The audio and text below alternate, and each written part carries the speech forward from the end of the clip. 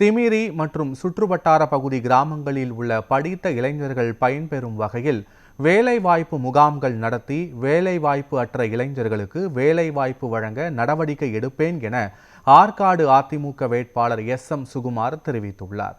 ராணிப்பேட்டை மாவட்டம் ஆற்காடு சட்டமன்ற தொகுதியில் அதிமுக சார்பில் போட்டியிடும் எஸ்.எம். சுகுமார் தீவிர தேர்தல் பரப்புரை மேற்கொண்டு வருகிறார். அதன் ஒரு பகுதியாக திமிரி கிழக்கு ஒன்றியத்திற்குட்பட்ட அகரம், அல்லாஞ்சேரி உள்ளிட்ட பல்வேறு கிராமங்களுக்கு நேரில் சென்று தீவிர வாக்கு சேகரிப்பில் ஈடுபட்டார். அப்போது பொதுமக்களிடம் கடந்த கால அதிமுக அரசின் சாதனைகளை எடுத்து கூறிய அவர், அதிமுக சட்டப்பேரவை தேர்தலுக்கான தேர்தல் வாக்குறுதிகளை முழுவதுமாக நிறைவேற்றுவோம் என்று தெரிவித்து வாக்கு சேகரித்தார்.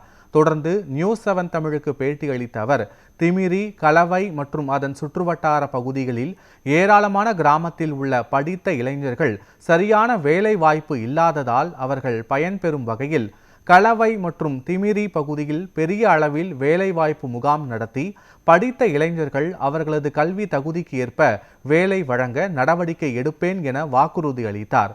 இந்த தேர்தல் பிரச்சாரத்தின் போது திமிரி ஒன்றிய செயலாளர் சுரையூர் குமார் உள்ளிட்ட கட்சி நிர்வாகிகள் பலர் உடன் இருந்தனர்.